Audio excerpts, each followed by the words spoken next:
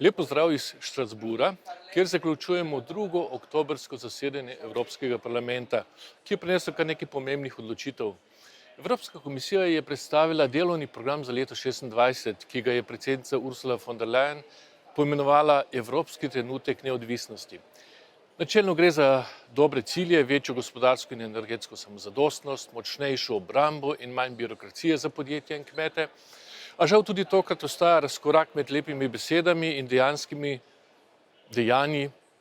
Vizija, ki jo komisija predstavlja, se prepogosto konča pri obljubah, ne pri rezultatih. Evropa bo verodostojna le, če bo izpolnila svoje obljube in spoštovala lastna pravila in svoje politike usmerila v resnično dobrobit ljudi, družin in skupnosti, ne v birokratske eksperimente. Evropska unija ne more govoriti o vladavini prava, če sama ne spoštuje lastnih pravil. Na to opozarjam tudi v primeru nekdanje podpredsednice komisije Jourove, katere razkriti opomnik dokazuje, da je prišla v Slovenijo z namenom interveniranja na ustavnem sodišču pri odločanju o zakonu o RTV. Takšno ravnanje je nezaslišano, politično vmešavanje v sodstvo in resno kompromitira celoten postopek odločanja.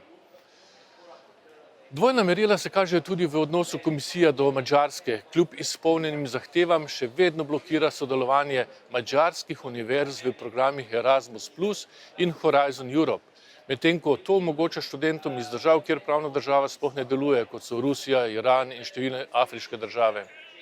Ta teden smo potrdili tudi proračun Evropske unije za leto 2026, ki daje poudarek obrambi, kmetijstvu in raziskavam.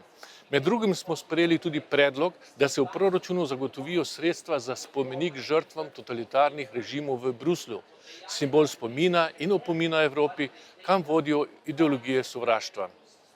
Evropski parlament je sprejel nova pravila o vozniški dovoljenji za večjo varnost v prometu. Dovoljenje bo veljavno 15 let, mlade voznike čaka 2-letna poskusna doba, uvaja pa se tudi digitalno vozniško dovoljenje.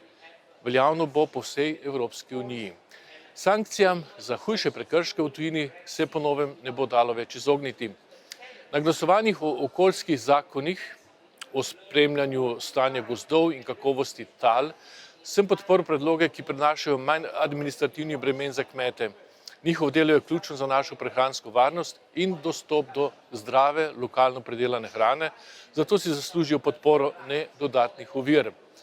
Pomembno glasovanje je bilo tudi o poročilu institucionalnih spremembah pri širitvi Evropske unije, kjer je bil žal sprejet predlog za odpravo odločanja s soglasjem in prehod na kvalificirano večino. To je nevarna pot, saj veto ostaja eno ključnih orodij, s katerimi lahko manjše države, kot je Slovenija, zaščitijo svoje interese. Hvala, da spremljate moje delo.